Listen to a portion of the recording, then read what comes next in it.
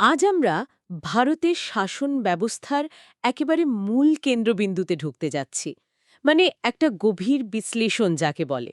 হ্যাঁ, আর টপিকটাও কিন্তু ভীষণ ইন্টারেস্টিং। একদম। আজকের আলোচনার মূল বিষয়বস্তু হল ভারতের সংবিধানের অত্যন্ত গুরুত্বপূর্ণ একটা অংশ, অধ্যায় ১০। ঠিক, যেখানে প্রধানমন্ত্রী ও মন্ত্রিসভা নিয়ে বিস্তারিত বলা আছে। হ্যাঁ, আর আমাদের হাতে থাকা আজকের যে তথ্যসূত্রগুলো আছে সেগুলো মূলত খুব তথ্যবহুল কিছু নোটস আর পাঠ্য।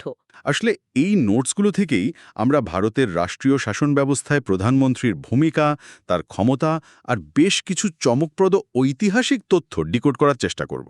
ঠিক তাই। কারণ এই আলোচনার মূল লক্ষ্যই হল সাংবিধানিক তথ্যের সাথে বাস্তব রাজনৈতিক ক্ষমতার যে একটা অদ্ভুত মেলবন্ধন আছে সেটা বোঝা। মানে শুষ্ক আইনি ভাষার আড়ালে একটা দেশের শাসন ব্যবস্থার আসল চাবিকাঠি কিভাবে ঘোরে, সেটাই আজকে আমরা খুব সহজভাবে তুলে ধরব। একদম। যাদের এই বিষয়ে জানার প্রবল আগ্রহ রয়েছে তাদের কাছে এই জটিল তথ্যগুলো একদম গল্পের মতো মনে হবে। তো শুরুতেই যদি আমরা সংবিধানের ৭৪ নং ধারার কথায় আসি। হ্যাঁ, ওখান থেকেই তো আসলে কাঠামোর শুরু। ঠিক ৭৪ নং ধারায় খুব পরিষ্কারভাবে বলা আছে যে রাষ্ট্রপতির দায়িত্ব পালনে সহায়তা আর পরামর্শ দেওয়ার জন্য প্রধানমন্ত্রীর নেতৃত্বে একটা মন্ত্রিসভা থাকবে। মানে এই যে রাষ্ট্রপ্রধান আর সরকার প্রধান দুজন আলাদা ব্যক্তি, এই ধারণাটা কিন্তু ভারতের নিজস্ব কোনো উদ্ভাবন নয়। না না, এটা তো মূলত ইংল্যান্ডের শাসন ব্যবস্থা থেকে নেয়া, যাকে আমরা ওয়েস্টমিনিস্টার মডেল বলি। একদম ঠিক। এই মডেলে একজন নিয়মতান্ত্রিক প্রধান থাকেন, আর তার নামে যাবতীয় শাসনকাজ পরিচালনা করেন নির্বাচিত জনপ্রতিনিধিদের নিয়ে গঠিত একটা মন্ত্রিসভা। আর এই ব্রিটিশ মডেলের প্রভাবটা আমাদের সংবিধানে খুব গভীরভাবে আছে, বিশেষ করে ৭৫-এর ১ নং ধারাটা। হ্যাঁ, ৭৫-এর ১ নং ধারাটা এই কাঠামোর সবচেয়ে গুরুত্বপূর্ণ দিক তুলে ধরে। এই ধারা অনুযায়ী লোকসভায় যে দল বা জোট সংখ্যাগরিষ্ঠতা পায়, সেই দলের নেতা বা নেত্রীকে রাষ্ট্রপতি স্বয়ং প্রধানমন্ত্রী হিসেবে নিয়োগ করেন। আচ্ছা, এখানে একটা ব্যাপার খুব স্পষ্ট করা দরকার। তাত্ত্বিকভাবে দেশের যাবতীয় কাজ রাষ্ট্রপতির নামে পরিচালিত হলেও প্রধানমন্ত্রী হলেন দেশের প্রকৃত শাসক। হ্যাঁ, যাকে রাষ্ট্রবিজ্ঞানের ভাষায় ডি ফ্যাক্টো এক্সিকিউটিভ বলা হয়। সংবিধানে এই যে পরামর্শ শব্দটা আছে, এটা কিন্তু ভীষণ তাৎপর্যপূর্ণ। মানে রাষ্ট্রপতির কাছে মন্ত্রিসভার এই পরামর্শ মেনে চলাটা কার্যত বাধ্যতামূলক, তাই না? একদম তাই। তাই রাষ্ট্রপতির হাতে আইনি ক্ষমতা থাকলেও শাসন বিভাগের মূল রূপকার আর নিয়ন্ত্রক হলেন প্রধানমন্ত্রী। এই বিশাল ক্ষমতার কথা শোনার পর স্বাভাবিকভাবেই একটা প্রশ্ন মাথায় আসে, মানে একটা কৌতূহল জাগে যে এই পদের যোগ্যতা কি। হ্যাঁ, যোগ্যতার মাপকাঠিগুলো বেশ ইন্টারেস্টিং। যদি আমরা মাপকাঠিগুলো দেখি, বয়স ন্যূনতম ২৫ বছর হতে হবে আর অবশ্যই ভারতীয় নাগরিক হতে হবে। ঠিক, আর বয়সের কিন্তু কোনো ঊর্ধ্বসীমা নেই। হ্যাঁ, কোনো ঊর্ধ্বসীমা নেই। কিন্তু সবচেয়ে অবাক করার মতো দিকটা অন্য জায়গায়। মানে একদম আহা মোমেন্ট যাকে বলে। শিক্ষাগত যোগ্যতার বিষয়টা বলছেন তো? একদম। সংবিধানে প্রধানমন্ত্রীর পদের জন্য কোনো নির্দিষ্ট শিক্ষাগত যোগ্যতার কথাই বলা নেই। হ্যাঁ, কোনো প্রথাগত ডিগ্রির কথা বলা নেই। এটা সত্যিই অবাক করার মতো যে এত বড় একটা পদ, দেশের সর্বময় ক্ষমতার অধিকারী, অথচ কোনো আইনি বাধ্যবাধকতা নেই শিক্ষাগত যোগ্যতার। আপাতদৃষ্টিতে এটা আশ্চর্যজনক মনে হলেও এর পেছনে সংবিধান প্রণেতাদের খুব গভীর একটা গণতান্ত্রিক দর্শন লুকিয়ে আছে। মানে জনপ্রতিনিধিত্বের বিষয়টা। হ্যাঁ, গণতন্ত্রের মূল কথা হলো জনগণের প্রতিনিধিত্ব করা। একটা দেশের সাধারণ মানুষের পালস বুঝতে পারা, তাদের আশা আকাঙ্ক্ষা বুঝতে পারা, এগুলো তো আর কোনো প্রাতিষ্ঠানিক ডিগ্রি দিয়ে মাপা যায় না। ঠিক, মানে শিক্ষাগত যোগ্যতার চেয়ে রাজনৈতিক প্রজ্ঞা আর নেতৃত্বের ক্ষমতাই বেশি প্রাধান্য পেয়েছে এখানে। একদম। তবে এই স্বাধীনতার পাশাপাশি একটা খুব কড়া শর্তও কিন্তু আছে। ওই ৬ মাসের শর্তটা। হ্যাঁ, নিয়োগের সময় পার্লামেন্টের সদস্য নাও হলেও কাউকে প্রধানমন্ত্রী হিসেবে নিয়োগ করা যায়, কিন্তু পদে বসার ৬ মাসের মধ্যে লোকসভা বা রাজ্যসভা, মানে পার্লামেন্টের যে কোনো একটা কক্ষের সদস্য হিসেবে নির্বাচিত হয়ে আসতেই হবে। এটা রাজনৈতিক জবাবদিহিতার খুব দারুণ একটা উদাহরণ। মানে জনপ্রতিনিধিদের প্রত্যক্ষ অনুমোদন ছাড়া কেউ ক্ষমতার শীর্ষে বেশি দিন থাকতে পারবেন না। ঠিক তাই। আর এই পদের কার্যকালের দিকটা দেখলে সাধারণত লোকসভার মেয়াদ অনুযায়ী প্রধানমন্ত্রী পদের মেয়াদ ৫ বছরের হয়। তবে তিনি পুনর্নির্বাচিত তো হতেই পারেন। সংবিধানে এর কোনো নির্দিষ্ট সীমা বেঁধে দেওয়া নেই। হ্যাঁ, একাধিকবার হতে পারেন, আর দায়িত্ব নেওয়ার আগে রাষ্ট্রপতি তাকে পদ ও গোপনীয়তার শপথবাক্য পাঠ করান।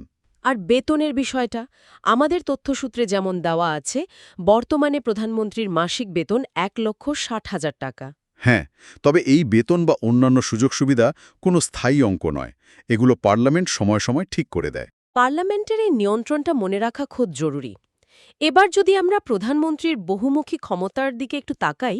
হ্যাঁ, ক্ষমতার পরিধিটা সত্যিই বিশাল। তিনি লোকসভার নেতা আর গোটা শাসন বিভাগের সর্বময় প্রধান। ওই যে ৭৫-এর ১ নং ধারার আরেকটা গুরুত্বপূর্ণ দিক, মন্ত্রিসভা গঠন। একদম, প্রধানমন্ত্রীর পরামর্শেই রাষ্ট্রপতি অন্যান্য মন্ত্রীদের নিয়োগ করেন আর দপ্তর বণ্টন করেন। এই দপ্তর বণ্টন করাটা তো আমার মনে হয় একটা বড়সড় রাজনৈতিক দাবা খেলার মতো। ঠিক বলেছেন। কাকে কোন দায়িত্ব দেবেন, কে অর্থ সামলাবেন, কে স্বরাষ্ট্র বা প্রতিরক্ষা, সেটা পুরোপুরি প্রধানমন্ত্রীর রাজনৈতিক হিসাব নিকাশের উপর নির্ভর করে। মানে শুধু পছন্দের মানুষকে কাজ দেওয়া নয়, দলের ভেতরে ভারসাম্য রাখা, আঞ্চলিক প্রতিনিধিত্ব নিশ্চিত করা, এগুলো থাকে। একদম, জোট রাজনীতির ক্ষেত্রে শরিকদের সন্তুষ্ট রাখার কৌশলটাও এর মধ্যে থাকে। আর শুধু কাজ ভাগ করেই কিন্তু তার দায়িত্ব শেষ হয়ে যায় না। হ্যাঁ, তিনি গোটা মন্ত্রিসভার কাজে তদারকি করেন, দলের সদস্যদের আচরণ নিয়ন্ত্রণ করেন। বাস্তব জীবনের একটা উদাহরণ দিলে ব্যাপারটা পরিষ্কার হবে। সংসদীয় বিতর্কে দলের কোনো মন্ত্রী যদি বিরোধীদের তোপের মুখে পড়েন, তখন তো প্রধানমন্ত্রীকেই ঢাল হয়ে দাঁড়াতে হয়। ঠিক তাই, তিনি সংসদে গোটা সরকারের পক্ষে জবাবদিহি করেন আর পরিস্থিতি সামাল দেন। একটা অভিভাবক সুলভ দায়িত্ব আর কি। ব্যর্থতার দায়ও যেমন তার কাঁধে চাপে, সাফল্যের কৃতিত্বও তিনি পান। হ্যাঁ, আর এই ভূমিকার বাইরেও তার একটা খুব সংবেদনশীল সাংবিধানিক দায়িত্ব আছে, যেটা ৭৫ নং ধারায় বলা হয়েছে। ৭৫ নং ধারা মানে রাষ্ট্রপতি আর মন্ত্রিসভার মধ্যে যোগাযোগের সেতুবন্ধন। একদম, তিনি একমাত্র আনুষ্ঠানিক সেতুবন্ধন। রাষ্ট্রের যাবতীয় শাসনতান্ত্রিক সিদ্ধান্ত, নতুন আইনের খসড়া, সবকিছু রাষ্ট্রপতিকে অবহিত করা তার দায়িত্ব। দেশের অভ্যন্তরীণ নিরাপত্তা থেকে আন্তর্জাতিক কূটনীতি সবকিছুই রাষ্ট্রপতিকে জানানো তার সাংবিধানিক কর্তব্য। আর এর চেয়েও একটা বড় ক্ষমতার কথা সংবিধানে আছে। প্রধানমন্ত্রী চাইলে যে কোনো সময় রাজনৈতিক পরিস্থিতি বিবেচনা করে রাষ্ট্রপতিদের লোকসভা ভেঙে দেওয়ার বা ডিসলভ করে দেওয়ার পরামর্শ দিতে পারেন। লোকসভা ভেঙে দেয়ার পরামর্শ, এটা তো বিশাল একটা মনস্তাত্ত্বিক আর রাজনৈতিক আধিপত্য। একদমই তাই, নিজের দল আর বিরোধী দলের ওপর একটা বিশাল নিয়ন্ত্রণ এনে দেয় এই ক্ষমতাটা। এই এত বিশাল ক্ষমতার অধিকারীরা ভারতের ইতিহাসে কিভাবে দেশ চালিয়েছেন, সেটা দেখলে বেশ কিছু রোমাঞ্চকর তথ্য উঠে আসে। হ্যাঁ, আমাদের কাছে থাকা তথ্যসূত্রগুলো থেকে সেই ঐতিহাসিক রেকর্ডগুলোর দিকে নজর দেওয়া যাক। প্রথমেই যদি দীর্ঘতম মেয়াদের কথা বলি, স্বাধীন ভারতের প্রথম প্রধানমন্ত্রী জওহরলাল নেহেরু। হ্যাঁ, ১৯৪৭ থেকে ১৯৬৪ সাল পর্যন্ত টানা ১৭ বছর তিনি এই পদে ছিলেন। স্বাধীন ভারতের ইতিহাসে এটাই সবচেয়ে বেশি সময়ের মেয়াদ। সদ্য স্বাধীন হওয়া একটা ভঙ্গুর দেশকে টানা এত বছর নেতৃত্ব দেওয়া সত্যি বড় ব্যাপার। আর নেহেরুর এই দীর্ঘমেয়াদের ঠিক বিপরীত একটা ছবি আমরা পাই গুলজারিলাল নন্দের ক্ষেত্রে। হ্যাঁ, গুলজারিলাল নন্দ দুবার প্রধানমন্ত্রী হয়েছিলেন, কিন্তু দুবারই অস্থায়ী বা অ্যাক্টিং প্রধানমন্ত্রী হিসেবে। ঠিক, সংসদীয় গণতন্ত্রে এই অস্থায়ী পদের গুরুত্ব কিন্তু অনেক। প্রধানমন্ত্রীর আকস্মিক মৃত্যু হলে দেশ যাতে নেতৃত্বহীন না হয়ে পড়ে, সেটা নিশ্চিত করতেই এই ব্যবস্থা। আর গুলজারিলাল নন্দের ক্ষেত্রে এই দায়িত্বটা এসেছিল দুটো খুব শোকাবহ মুহূর্তে। প্রথমবার ১৯৬৪ সালে নেহরুর মৃত্যুর পর, আর দ্বিতীয়বার ১৯৬৬ সালে লাল বাহাদুর শাস্ত্রীর মৃত্যুর পর। লাল বাহাদুর শাস্ত্রীর মৃত্যুর ঘটনাটা তো ভারতের রাজনৈতিক ইতিহাসে একটা প্রবল চর্চিত অধ্যায়। একটা চিরস্থায়ী রহস্যও বলা যায়। তিনি একমাত্র প্রধানমন্ত্রী যিনি দেশের মাটিতে নয়, বিদেশে মারা যান। হ্যাঁ, উজবেকিস্তানের তাশখন্দে। ১৯৬৬ সালে পাক-ভারত শান্তি চুক্তি স্বাক্ষর করার ঠিক কয়েক ঘণ্টার মধ্যেই খুব রহস্যজনক পরিস্থিতিতে তার মৃত্যু হয়। একটা ঐতিহাসিক চুক্তির পর ক্ষমতাসীন রাষ্ট্রপ্রধানের এমন মৃত্যু আন্তর্জাতিক রাজনীতিতে সে সময় বিশাল আলোড়ন ফেলেছিল। একদম। এরপর যদি আমরা রাজনৈতিক পালাবদলের ইতিহাসের দিকে তাকাই, সেটাও বেশ রোমাঞ্চকর। হ্যাঁ, স্বাধীনতার পর অনেকদিন কেন্দ্রে একটা মাত্র দলের আধিপত্য ছিল। সেটা প্রথম ভাঙল ১৯৭৭ সালে মোরারজি দেশাইয়ের নেতৃত্বে। তিনি হলেন প্রথম অকংগ্রেসি প্রধানমন্ত্রী। ঠিক। জনতা দলের নেতৃত্বে ১৯৭৭ থেকে ১৯৮৯ সাল পর্যন্ত তিনি ছিলেন। আর মজার ব্যাপার হল, কেন্দ্রে এমন পালাবদল হওয়ার অনেক আগে রাজ্য স্তরে কিন্তু এটা হয়েছিল। ১৯৫৭ সালে কেরালায় প্রথম অকংগ্রেসি সরকার গঠিত হয়। হ্যাঁ, মুখ্যমন্ত্রী হিসেবে শপথ নিয়েছিলেন EMS নাম্বুদ্রিপাত। ভারতের বৈচিত্র্যময় গণতান্ত্রিক ইতিহাসের খুব সুন্দর একটা উদাহরণ এটা। একদম। তবে গণতন্ত্রে ক্ষমতায় আসা যেমন মানুষের রায়ের উপর নির্ভর করে, ক্ষমতা থেকে পতনটাও সংসদীয় নিয়মের মধ্যেই থাকে। অনাস্থা প্রস্তাব বা নো কনফিডেন্স মোশনের কথা বলছেন। হ্যাঁ, বিরোধীদের হাতে থাকা সবচেয়ে শক্তিশালী অস্ত্র। লোকসভায় এই প্রস্তাব পাশ হওয়ার মানেই হল মন্ত্রিসভার পতন। আর ভারতের ইতিহাসে বিশ্বনাথ প্রতাপ সিং বা ভিপি সিং ছিলেন প্রথম প্রধানমন্ত্রী যাকে এই অনাস্থা প্রস্তাবে ক্ষমতাচ্যুত হতে হয়েছিল। এটা প্রমাণ করে যে প্রধানমন্ত্রী যতই শক্তিশালী হন না কেন, লোকসভার সংখ্যাগরিষ্ঠতা সমর্থন ছাড়া তিনি ক্ষমতায় থাকতে পারবেন না। একদম। ক্ষমতার এই লড়াইয়ের মাঝে বয়স নিয়েও কিছু চমকপ্রদ তথ্য আছে আমাদের কাছে। কনিষ্ঠতম প্রধানমন্ত্রীর রেকর্ডটা তো হ্যাঁ, রাজীব গান্ধী ১৯৮৪ থেকে ১৯৮৯ পর্যন্ত মাত্র ৪০ বছর বয়সে তিনি এই বিশাল দায়িত্ব কাঁধে তুলে নেন। এত কম বয়সে দেশের নেতৃত্ব দেওয়া সত্যি উল্লেখযোগ্য।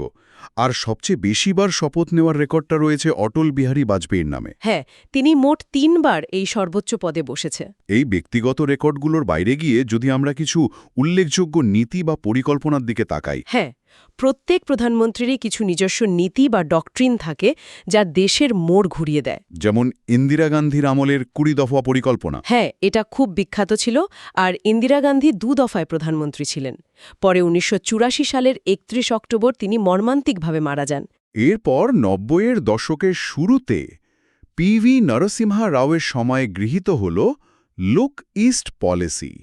অর্থনীতি যখন বড় সংকটের মুখে, তখন পূর্ব আর দক্ষিণ পূর্ব এশিয়ার দেশগুলোর সাথে বাণিজ্যিক সম্পর্ক জোরদার করার একটা দারুণ নীতি ছিল এটা। একদম। আর কূটনৈতিক নীতির ক্ষেত্রে আরেকটা খুব আলোচিত নীতি হল আইকে গুজরালের গুজরাল ডক্ট্রিন। হ্যাঁ, ১৯৯৬ সালের সেপ্টেম্বরে তিনি যখন পররাষ্ট্রমন্ত্রী ছিলেন তখন এটা প্রণয়ন করেছিলেন। আন্তর্জাতিক সম্পর্কের সাধারণ নিয়ম হল পারস্পরিক আদান-প্রদান, কিন্তু গুজরাল ডক্ট্রিন ছিল অন্যরকম। এখানে বলা হয়েছিল, ভারত প্রতিবেশী দেশগুলোর কাছ থেকে কোনো প্রতিদানের আশা না করেই সাহায্যের হাত বাড়িয়ে দেবে, তাই তো? হ্যাঁ, দক্ষিণ এশিয়ায় শান্তি আর অটুট আস্থার সম্পর্ক গড়ে তোলাই ছিল এর মূল লক্ষ্য। সত্যি একটা উদার পদক্ষেপ। আর এই সুদীর্ঘ রাজনৈতিক যাত্রার বর্তমান পর্যায়টা হল বর্তমান প্রধানমন্ত্রী নরেন্দ্র মোদীর সময়কাল। হ্যাঁ, তিনি ২০১৪ সালের ২৬শে মে থেকে এই দায়িত্ব পালন করে আসছেন।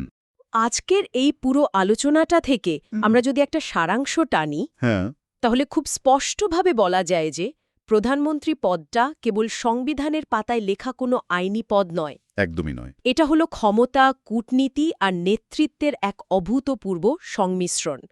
৭৪ নং ধারার ভিত্তি থেকে শুরু করে ভিপি সিংয়ের পতন বা লাল বাহাদুর শাস্ত্রীর মৃত্যু, সবকিছুই প্রমাণ করে যে এই পদটার সাথে দেশের প্রতিটি স্পন্দন জড়িয়ে আছে। ঠিক তাই। আচ্ছা, আজকের বিশ্লেষণে আমরা তো দেখলাম যে বিশ্বের অন্যতম বৃহৎ একটা গণতান্ত্রিক দেশের সবচেয়ে ক্ষমতাধর পদে বসার জন্য সংবিধানে কোনো প্রথাগত শিক্ষাগত যোগ্যতার বাধ্যবাধকতা রাখা হয়নি। হ্যাঁ, সেটাই আমরা আলোচনা করছিলাম। তাহলে কি একটা দেশ চালানোর জন্য বিশ্ববিদ্যালয়ের ডিগ্রির চেয়ে রাজনৈতিক প্রজ্ঞা, মানুষের পালস বোঝার ক্ষমতা আর বাস্তব জীবনের অভিজ্ঞতাই সবচেয়ে বড় যোগ্যতা?